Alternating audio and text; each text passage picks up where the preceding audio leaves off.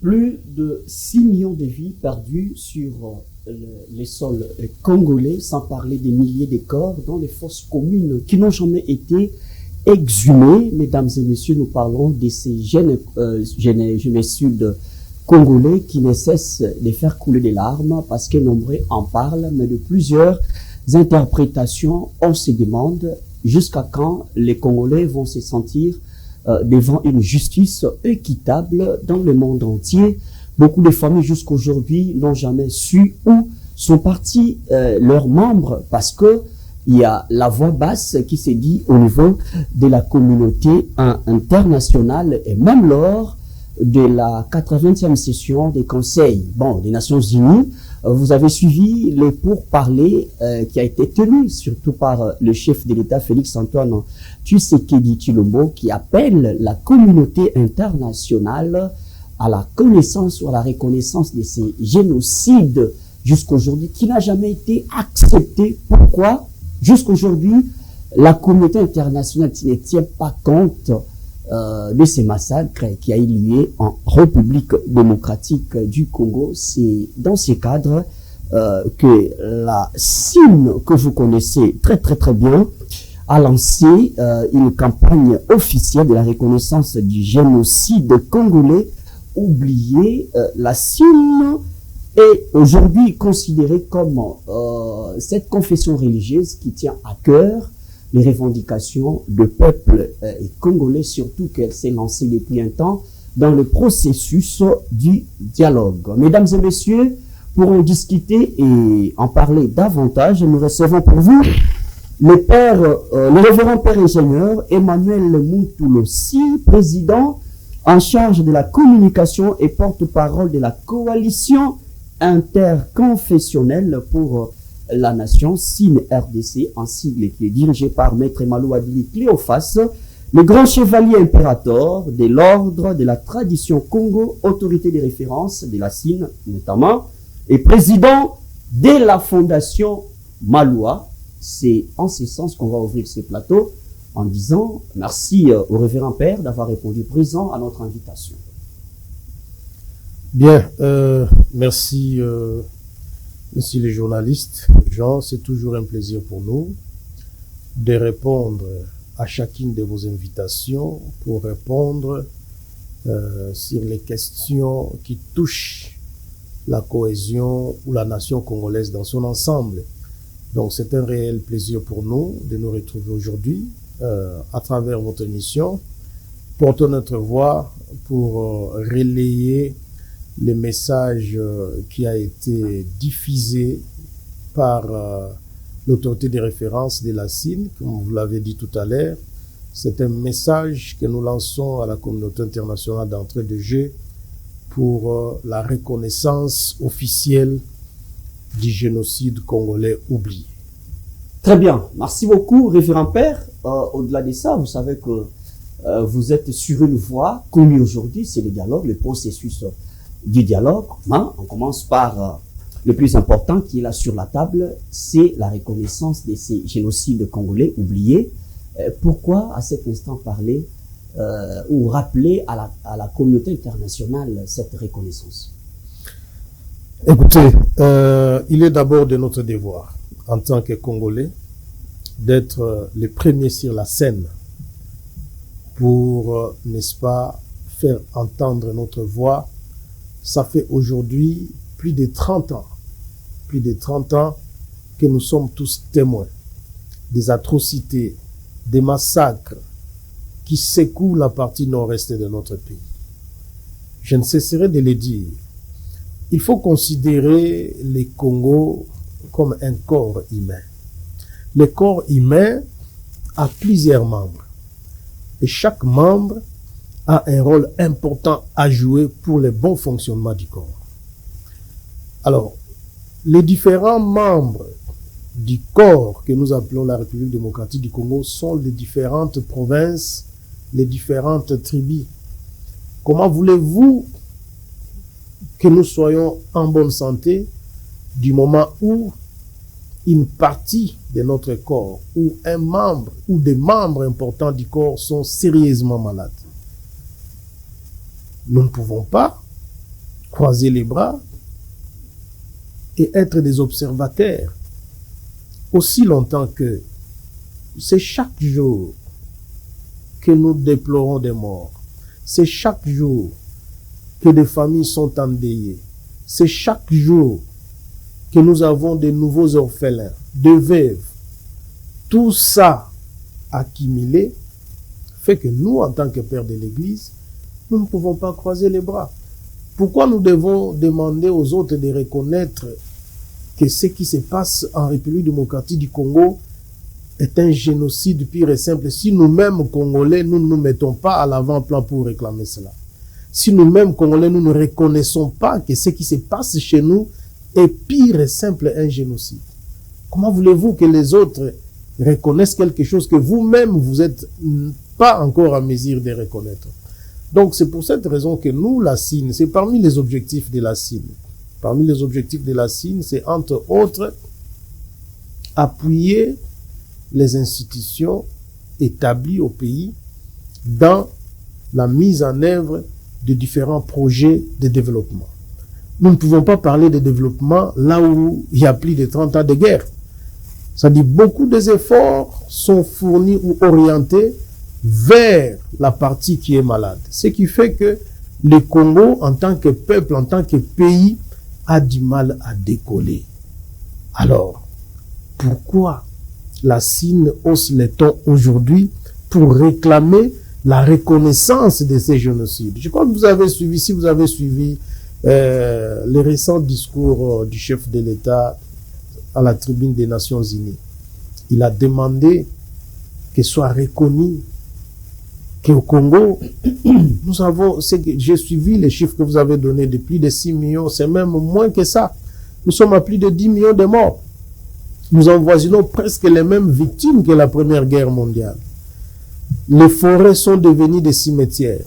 Nous sommes les hommes de Dieu. Mais la vie humaine est sacrée. Personne sur la terre n'a le droit d'ôter la vie à son frère. Personne.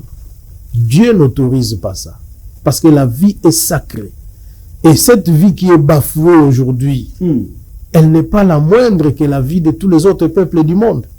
Et vous voulez que qui vienne d'abord parler de ça si les Congolais eux-mêmes ne se mettent pas debout et dire haut et fort pour interpeller le monde entier, pour interpeller les décideurs, que ce qui se passe au Congo est un génocide.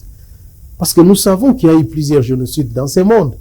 Mais il y a des génocides dont les victimes sont moindres par rapport à ce qui se passe au Congo. Mais pourquoi nous devons nous taire? Nous ne pouvons pas nous taire. Nous ne faisons que notre travail en tant que pasteur de l'Église de rappeler que seule la justice élève une nation. Et donc le Congo ne sera pas en paix, ne saura pas se réconcilier avec lui-même tant que nous ne reconnaissons pas les victimes de tous les jours que nous déplorons, tant que nous ne reconnaissons pas que nous sommes en face d'un génocide de ce 21e siècle, à ciel ouvert, où tout le monde observe et personne ne dit rien. Alors, référent, merci beaucoup. Déjà, vous posez les jalons, tout en sachant que cette reconnaissance, vous n'êtes pas les premiers à les soulever. Ça fait partie, d'ailleurs, les ONG internationales, les organismes en ont parlé. Il y a les groupuscules congolais aussi qui en ont soulevé de part et d'autre. Vous, à votre manière, comment vous pensez procéder? Quel peut être le message attirant qui peut faire croire au monde entier exactement ce que la CIN vient de soulever peut directement toucher et que vous ayez gain de cause? Bien, merci pour la question. Je crois que si vous avez bien lu le message qui a été publié par l'autorité de référence de la CIN. Moi, je l'ai lu, les téléspectateurs doivent maintenant comprendre. Justement, c'est ce que je suis en train de dire. Ce message a prévu des actions que nous devons mener sur le terrain pour amener les Congolais, d'abord eux-mêmes Congolais, qu'ils comprennent que nous devons être unis autour de cette question. Ceux qui souffrent, c'est nous les Congolais. Nous sommes un seul peuple. C'est nous qui souffrons. C'est nous qui sommes sacrifiés. L'avenir est incertain Parce que là, nous sommes en train d'aller vers plus de 40 ans de guerre, d'instabilité. Aucun pays au monde ne peut se décoller, ne peut asseoir les social de son peuple tant qu'il fait face à plus de 30 ans de guerre. Toutes ces victimes sont congolaises. Aujourd'hui, nous avons combien de nombre de déplacés de guerre? Aujourd'hui, nous avons combien des orphelins? Il y a même des enfants qui ne savent pas où on a enterré leurs parents. Il y a même des parents qui ne savent pas où on a enterré leurs femmes, où on a enterré leurs enfants. Est-ce que devons-nous croiser les bras? Devons-nous rester spectateurs et observateurs, silencieux? Non, nous ne pouvons pas. Nous, en tant que pères de l'Église, c'est de notre responsabilité de pouvoir rappeler aux Congolais d'abord qu'écoutez, ce qui se passe chez nous est inacceptable et inadmissible. La vie d'un Congolais ne vaut pas moins que la vie des autres peuples du monde, comme je viens de le dire. Nous sommes tous égaux auprès du Créateur. Quand le Créateur de l'univers voit les gens, il ne voit ni Américains, ni Africains, ni Européens, il voit ses créatures. Du point de vue de Dieu, nous sommes tous égaux. Donc il n'y a pas quelqu'un sur cette terre dont la vie vaut plus que la vie d'un Congolais. Alors, qu'est-ce que nous allons faire sur le terrain concrètement pour amener le monde à reconnaître? Il faut que nous amenions le peuple à parler un même langage autour de ces génocides. Premièrement, nous aurons un mois tout entier, que nous avons dit un mois de la paix. Ce mois-là, c'est pour que nous puissions alerter, amener le peuple à comprendre que nous sommes face à un génocide qui ne dit pas son nom et que tout le monde ne veut pas reconnaître. Mais si tout le monde ne veut pas reconnaître, commençons à reconnaître ça d'abord nous-mêmes.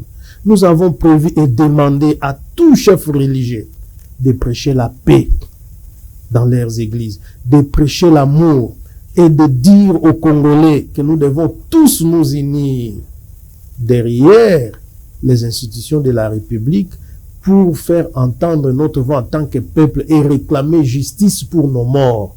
Ces morts ne peuvent pas rester impunis. Ces morts n'auront pas la paix tant qu'il n'y a pas la justice qui reconnaisse qu'il y a eu des massacres, qu'il y a un génocide qui se vit au quotidien au Congo.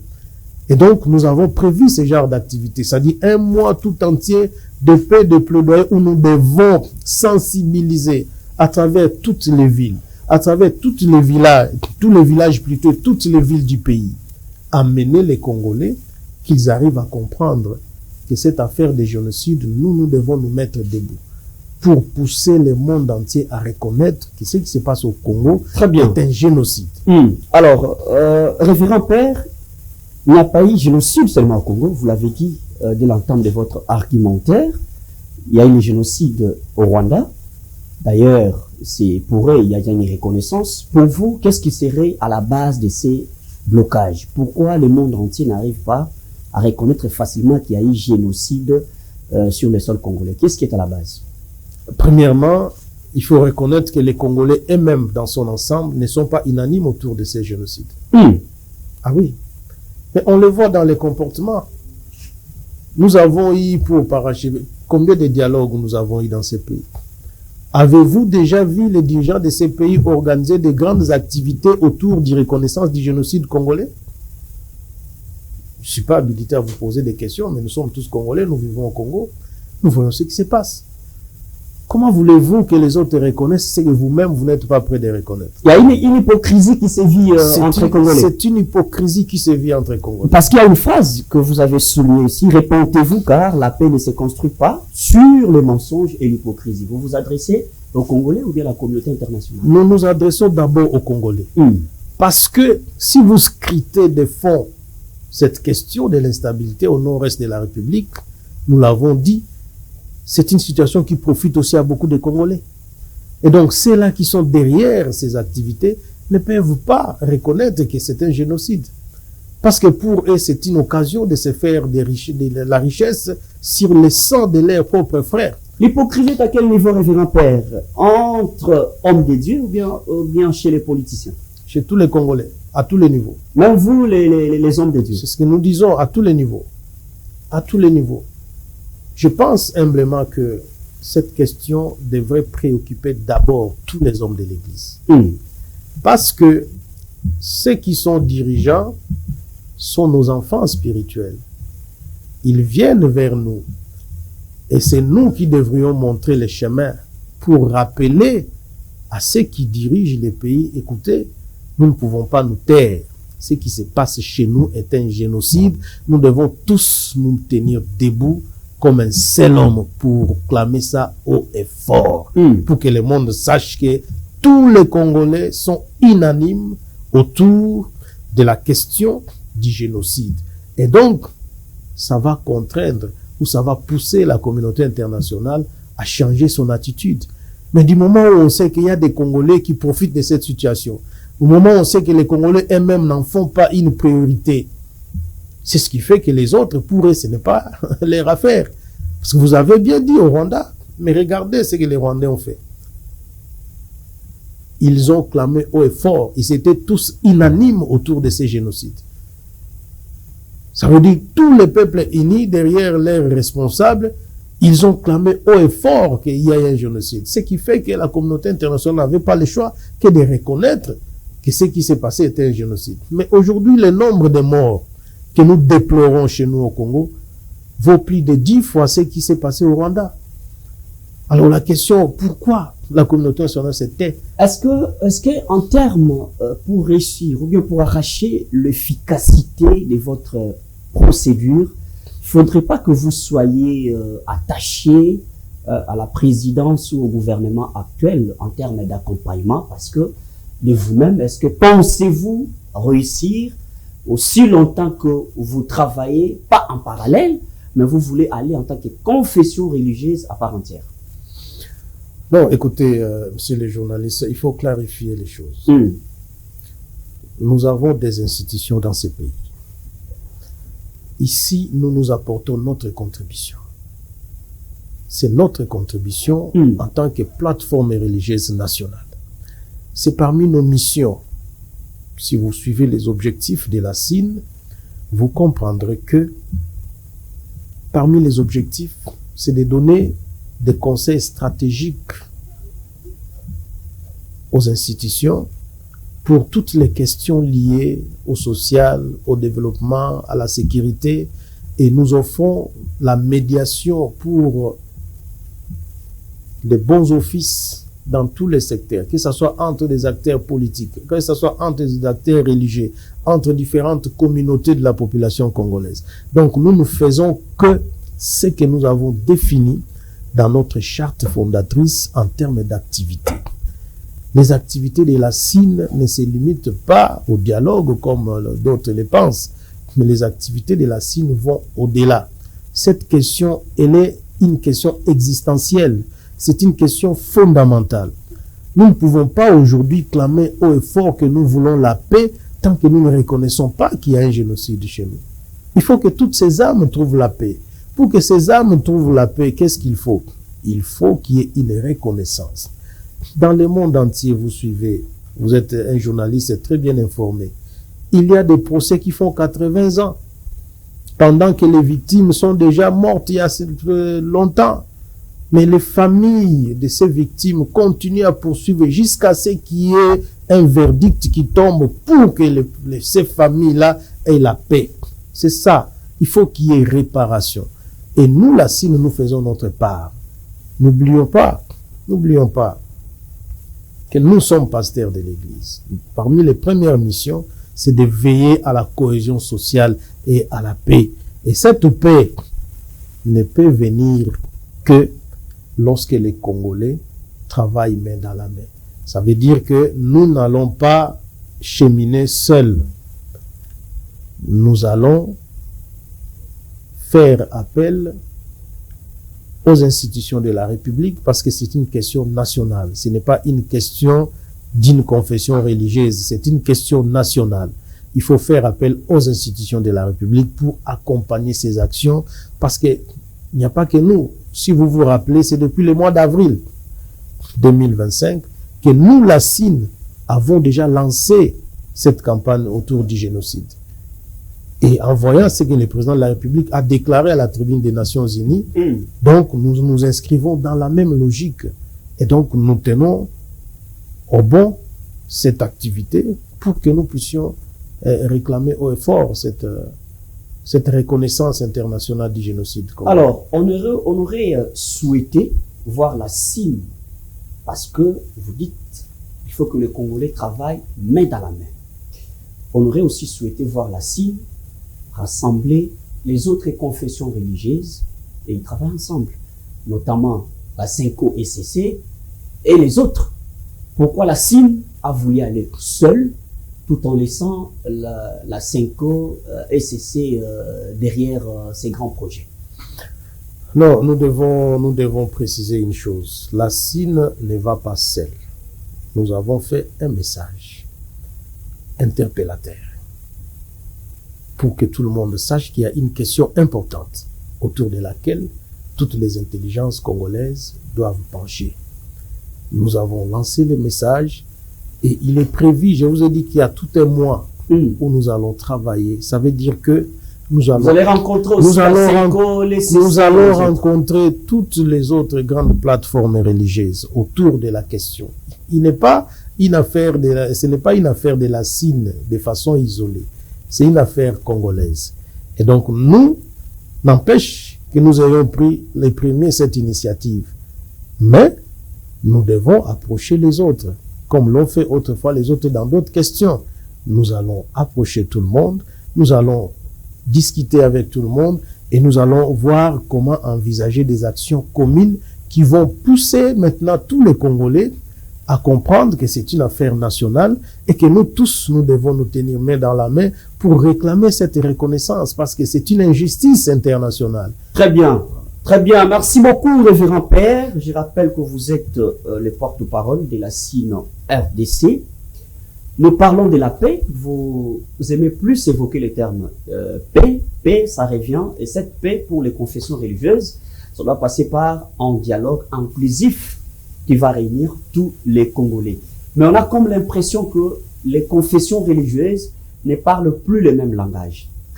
Vous avez suivi lors de son passage, bon, il est encore à Bruxelles, lors du forum, le chef de l'État a déclaré haut et fort face à son homologue Paul Kagame. Il a tendu la main à son homologue pour que la discussion soit entre eux deux et qu'il y ait un duel pour discuter les vraies questions parce que pour le chef de l'État, rien n'était tard, rien n'était perdu. Mais avant que le chef de l'État tienne son speech, la Senko avait déjà déclaré, réagissant à la condamnation de Joseph Kabila. La Senko a dit qu'il y a eu un problème de procédure parce que la Senko a taxé ces procès d'un procès expéditif et qui a lié, il y a l'urgence du dialogue inclusif et que condamner Joseph Kabila à la peine de mort serait entraver même la vie humaine. Et le chef de l'État face à la diaspora congolaise a insisté en disant que les dialogues à leur format, j'aimerais que eux qui veulent de ces dialogues commencent par condamner les agresseurs. Comment est-ce que vous avez interprété cela? Bien, merci pour cette question purement politique. C'est une question qui fait débat sur la toile. Écoutez, d'abord, il faut savoir que, comme je viens de le dire, c'est la justice qui élève une nation. Ça, c'est de un. De deux, il faut savoir qu'il n'y a personne qui est au-dessus de la loi. Personne n'est au-dessus de la loi. La loi est au-dessus de tout le monde. Nous, au niveau de la CIN, nous avons appris comme tout le monde la condamnation par la cour militaire de l'ancien président de la République. Nous avons pris acte parce que nous n'avons pas commenté sur la décision de la justice. La justice qui s'est prononcée a des éléments que nous ne disposons pas. La Senko l'a fait, à sa manière. Ça, c'est la responsabilité de la Senko. Elle l'a fait, vous l'avez bien dit, à sa manière. Nous n'avons pas à commenter sur les décisions de la justice. Parce que nous ne disposons pas des mêmes éléments que la justice. Il y a divergence à ce niveau-là. justement parce que c'est un point de vue qui engage chacune des plateformes, mais qui n'a rien à voir avec la démarche du dialogue. Il faut faire cette démarcation.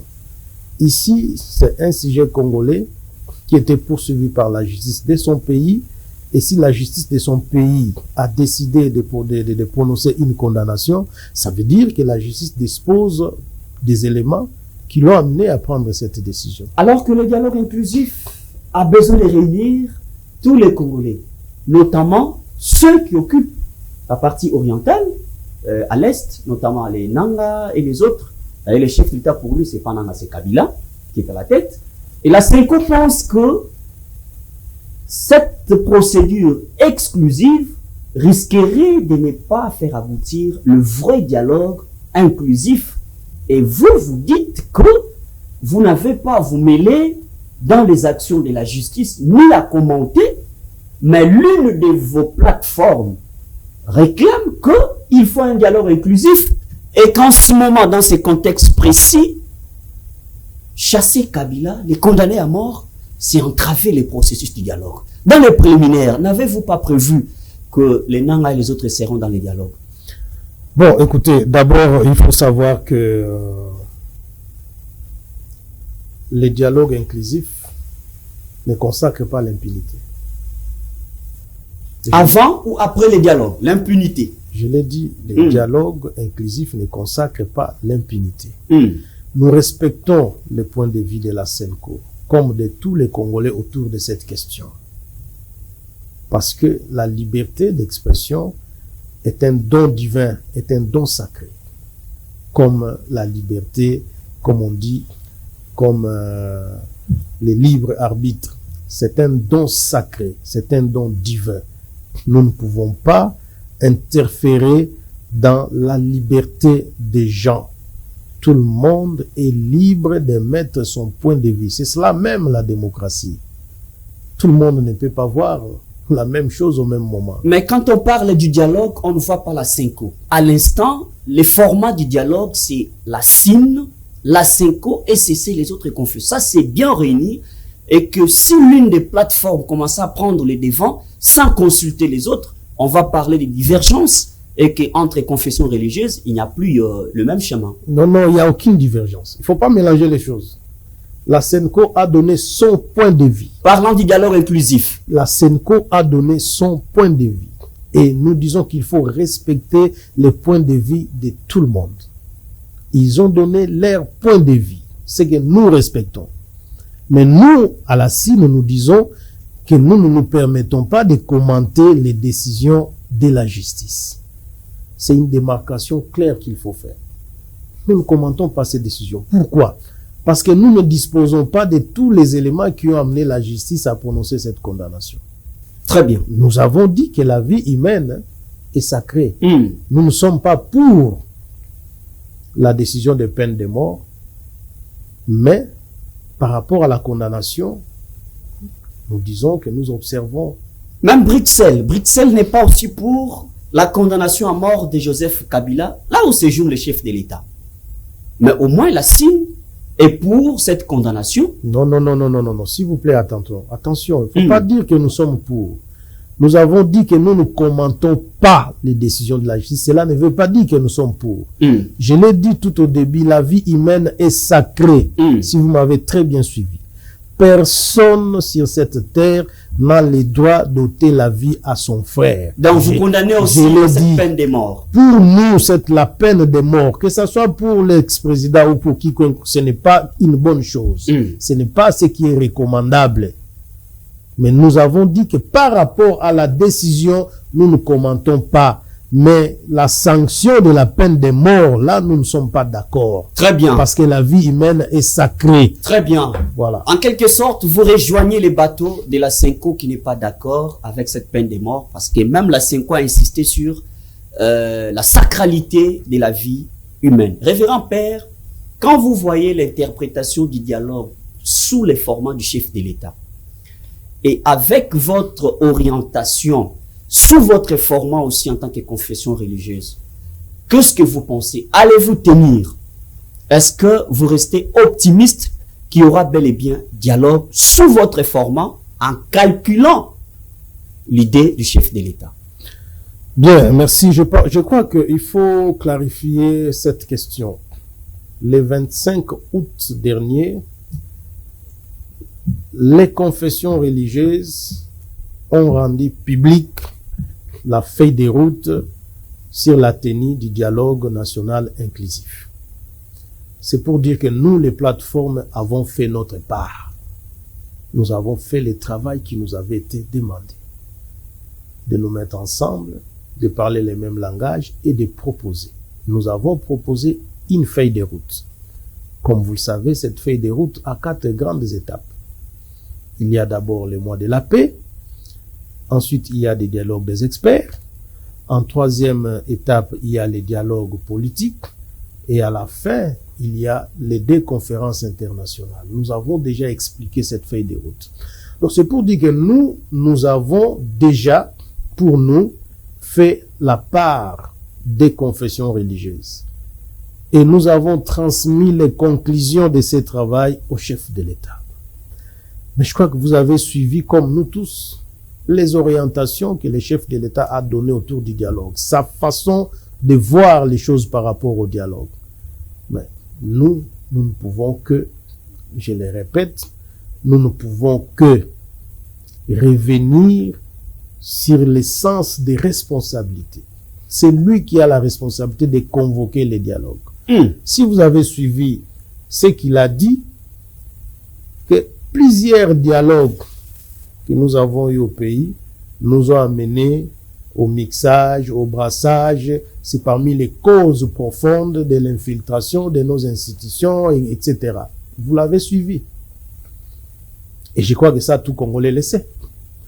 Mais si le chef de l'État dit qu'il ne veut pas de ces formats, de ces dialogues pour qu'il y ait mixage, brassage, c'est la personne la mieux informée que nous tous. Vous voulez continuer? Vous allez continuer. Révérend Père, c'est une question profonde. Alors que ce travail n'a pas été fait par vous-même, je parle de la CIM, parce que vous représentez la CIM. Exact. Il y a la CENCO, il y avait la CENCO, ECC. Et la plateforme de confession religieuse. Voilà. En collaboration avec une équipe du cabinet du chef de l'État. Dans nos entendements, ou dans mon entendement, je me dirais que avant que cette feuille de route soit publiée, il aurait fallu consulter les formats actuels du dialogue du chef de l'État. C'est en prenant ces formats, avec vos propositions, que vous sortez une feuille de route qui rencontre et les ententes du chef de l'État ou dans son format et les formats de la CENCO, ECC, SIN et la plateforme des confessions religieuses. Vous ne voyez pas qu'il y a maintenant ambiguïté. S'il n'y a pas ambiguïté, il y a confrontation entre vos propositions. C'est comme si vous n'avez jamais consulté l'équipe du cabinet du chef de l'État, parce que son format, c'est comme si ça va à l'encontre de ce que vous proposez. Comment est-ce que vous faites un peu l'équilibre à ce niveau-là? D'abord, il faut préciser que dans la feuille de route que nous avons rendue publique, nulle part il est proposé l'intégration, le brassage ou le mixage que décrit le chef de l'État. Nulle part. Il n'y a aucune contradiction entre les schémas que nous avons proposés de la feuille de route et ce que dit le chef de l'État. Soit c'est lui qui interprète mal. Le chef de l'État qui interprète mal, on peut dire ça. Non, ici, il n'est pas question d'interprétation. Il est question d'une vision. Lui, il donne sa vision, son entendement, sa compréhension et son vœu par rapport au dialogue que nous entendons. Il aurait fallu commencer par comprendre son souhait, son format, avant que vous puissiez tabler sur les croquis ou les formats du dialogue. Maintenant, on sent qu'il y a une guerre. Lui accuse. Qui parle de dialogue aujourd'hui sont les confessions religieuses. On ne veut pas mettre les opposants dedans. Eux accompagnent les confessions religieuses. Mais ce qu'on ne comprend pas, que le chef de l'État dise, eux là, il parle de qui exactement aujourd'hui pour que nous puissions comprendre, pour que nous puissions plus comprendre pourquoi le chef de l'État rejette ces formats du dialogue. Il parle de qui exactement? Il ne faut pas entrer dans l'esprit du chef de l'État pour interpréter mal ses propos. Nous analysons. Voilà. Analyser, oui, mais ne le faites pas dire ce qu'il n'a pas dit. À aucun moment, il a dit qu'il s'oppose à la feuille de route qui a été publiée. À aucun moment. Et la feuille de route qui a été publiée ne prévoit nullement l'intégration ou le brassage ou le mixage des troupes des rebelles dans l'armée, etc. Nulle part. Peu importe le format du dialogue, la feuille de route, elle reste valable. Parce que nous ne pouvons pas parler de la paix si nous sommes incapables de nous réconcilier, de nous regarder en face. Parce que la paix ne signifie pas l'absence de crépitement d'armes, de balles. Il peut y avoir, il n'y a pas la guerre avec les crépitements des balles, mais il n'y a pas la paix. Si les gens, des personnes ne s'entendent pas, ils n'ont pas la paix. Donc la feuille de route que nous avons rendue publique ne contredit pas la logique du chef de l'État. Parce que si vous suivez bien, si vous décortiquez la feuille de route, dedans, dans les dialogues des experts, la première thématique, c'est quoi? C'est faire l'état des lieux de tous les dialogues que nous avons eu au pays. Qu'est-ce qui a marché, qu'est-ce qui n'a pas marché? Ce que le président de la République décrit, c'est un point qui est pris en compte dans l'état des lieux des dialogues déjà organisés. Ça, c'est sûr. Pendant les dialogues, juste attendez, pendant les dialogues des experts. Ça dit, il n'y a aucune contradiction avec ce que le chef de l'État a dit. Pourquoi nous avons prévu dans la feuille de route une thématique pendant les dialogues des experts relative à faire l'état des lieux de tous les dialogues? C'est justement pour empêcher que les mêmes erreurs du passé reviennent. C'est ça la réalité. C'est-à-dire qu'il n'y a aucune contradiction entre la feuille de route et les souhaits du chef de l'État dans le format du dialogue que lui veut. Nous avons pris ça en compte. On s'est dit, nous sommes fatigués des dialogues. Ça, c'est ce que tout Congolais dit. Mais les dialogues que nous sommes en train d'envisager, qui sera convoqué par le chef de l'État le moment où il le souhaitera, doit être différent de tous les dialogues que nous avons. Je l'avais expliqué. Donc, le dialogue des experts est une des étapes clés qui résout tous les différents problèmes qui sont décrits par le chef de l'État. Donc, à notre avis, je pense humblement que les Congolais doivent comprendre qu'il n'y a aucune contradiction entre la feuille de route qui a été rendue publique par les confessions religieuses et les déclarations du chef de l'État à Bruxelles devant la diaspora congolaise. Très bien. Pas d'interférence dans la justice. Et c'est le format dialogue, pas de contradiction entre la feuille de route publiée et les speeches du chef de l'État ou son interprétation ou son format de dialogue.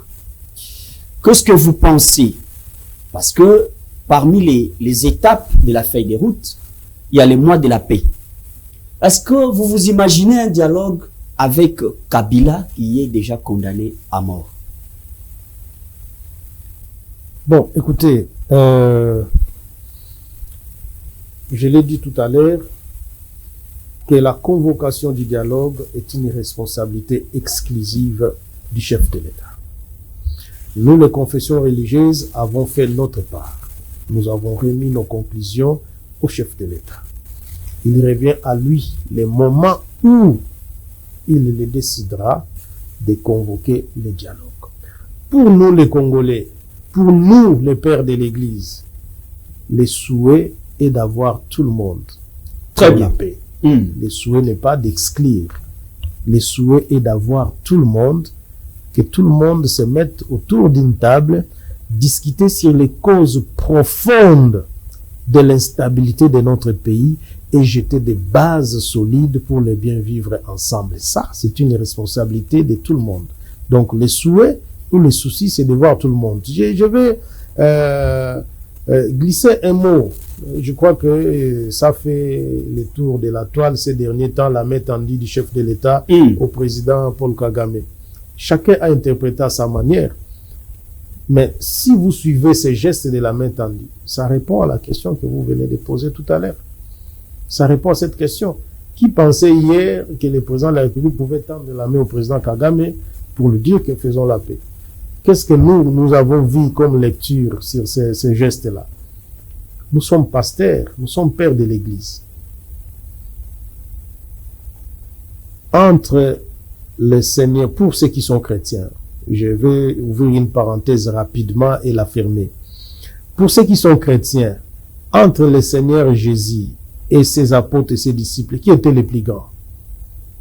Je ne vous pose pas la question, mais c'est le Seigneur. C'est lui qui les a amenés autour de lui. C'est lui qui était le plus grand que tous ses disciples. C'était lui leur maître. Mais qu'a-t-il fait avant son départ? Il a lavé les pieds de ses disciples. Il a montré sa grandeur. La leçon à tirer, c'est l'humilité.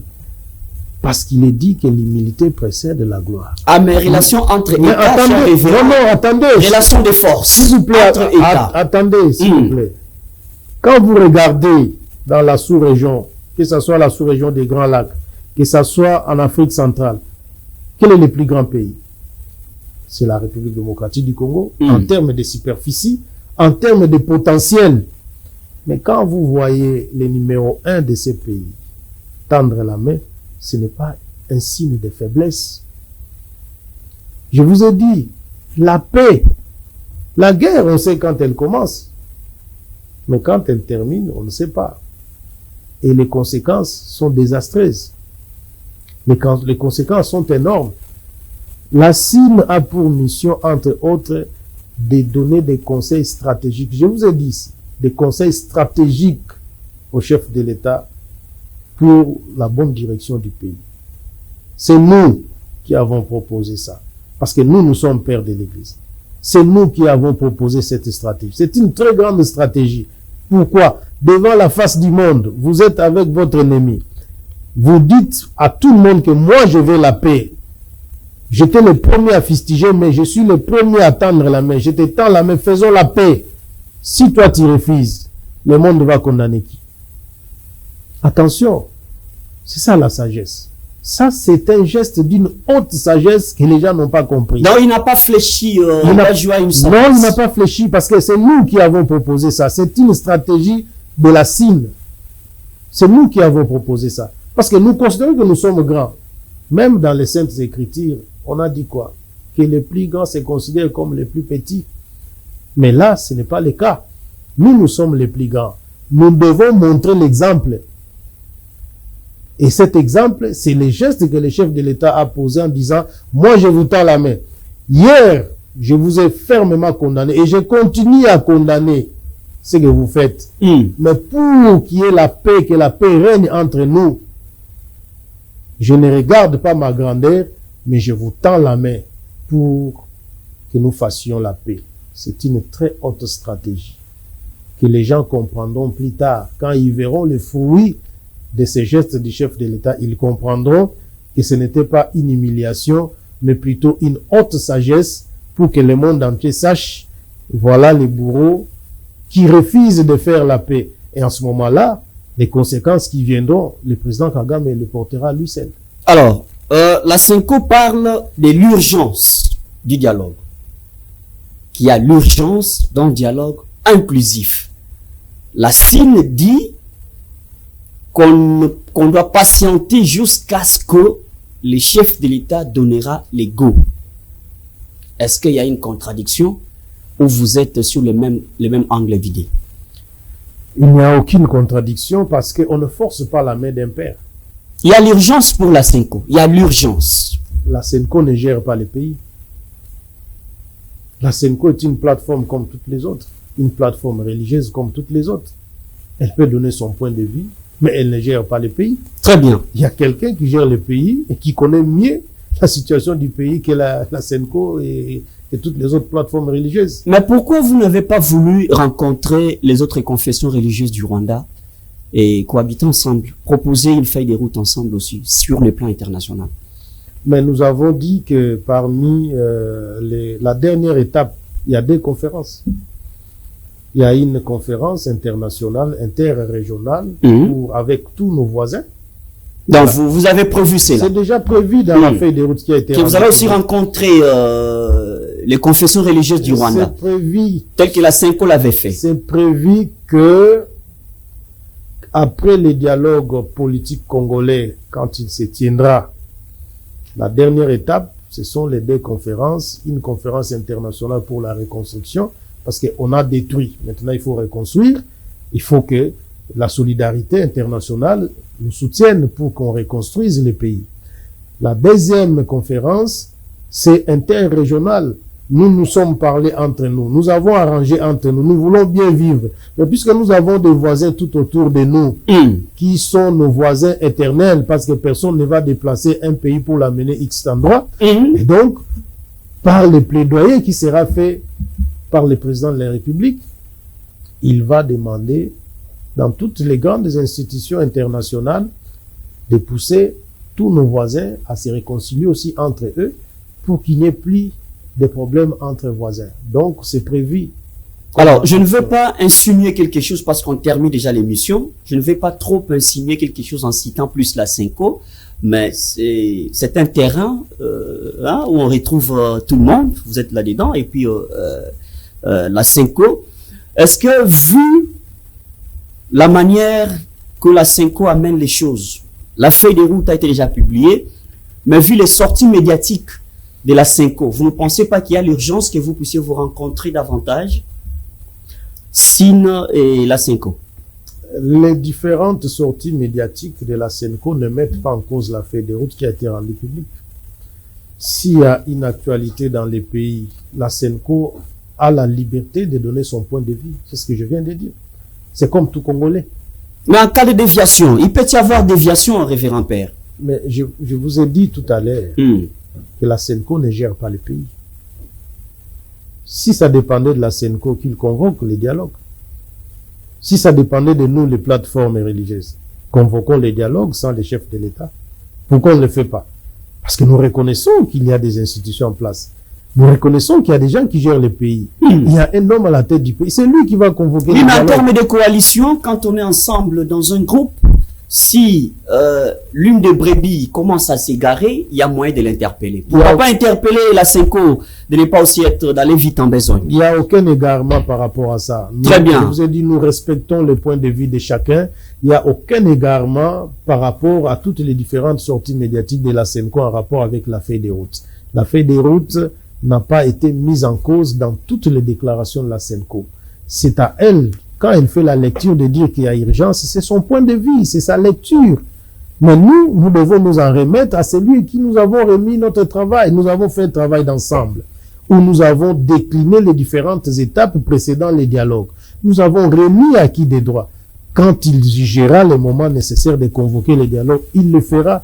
Et nous allons nous retrouver pour avancer. Peu importe l'élasticité des choses, parce que dans un pays démocratique, il y a la continuité de l'État. Peu importe les agitations politiques, vous ne dépendrez que du chef de l'État jusqu'à ce qu'il dira un mot pour les dialogues, vous le ferez. Mais les enfants ne forcent pas la main de leur père. Est-ce que vous dépendez aussi en quelque sorte de tous ces processus qui se passent notamment Washington, Doha et les autres? Vous en tenez compte? Dans la feuille de route, nous avons dit prenant en compte.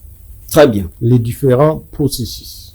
Donc, nous ne pouvons pas ignorer qu'il y a différents processus qui sont en cours.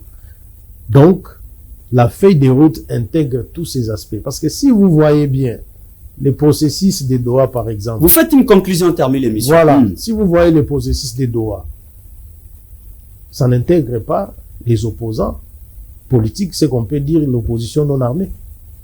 Ça n'intègre pas la société civile. C'est entre les gouvernements et nos frères qui ont pris les armes. Mais ici, ce que nous proposons, c'est l'inclusivité qui doit prendre en compte toutes les couches de la population pour aboutir à des solutions définitives, pour qu'enfin nous ayons l'espoir de décollage de notre pays. Sinon, nous resterons toujours en train de déplorer des morts, en train de nous plaindre, et il n'y aura rien. Donc, il est temps de dire que nous devons nous asseoir quand le moment sera venu pour balayer les chemins vers un avenir meilleur. Merci beaucoup, révérend Père ingénieur Emmanuel Moutoulosi. Merci d'avoir répondu présent à notre invitation. Je rappelle à ceux qui nous ont pris avec un grand retard que vous êtes le président en charge de la communication et porte-parole de la coalition interconfessionnelle pour la nation, SIN en sigle. SIN RDC, une plateforme confession dirigée par Maître Malou Abilit Léophas, grand chevalier impérator de l'ordre de la tradition Congo, autorité de la référence ou autorité de référence de la SIN RDC président de la Fondation Maloa. Merci d'avoir été les nôtres. Merci beaucoup, monsieur les journalistes. Merci à vous pour cette occasion et ces privilèges que vous nous avez accordés de nous exprimer sur des sujets extrêmement importants, principalement les génocides oubliés.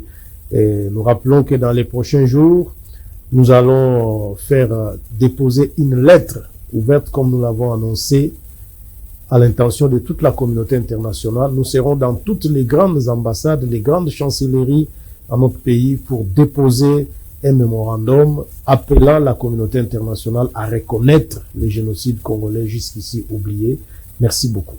Merci à l'équipe technique de la FM Télévision de nous avoir accompagnés, surtout pour les quelques poussières de minutes nous ajouter. Mesdames et messieurs, nous sommes sur l'application mobile Blue OTT International en suivant l'ordre alphabétique. Retrouvez la FM ainsi que l'émission Les Panels. Moi, je vous retrouve très prochainement avec ce même plaisir.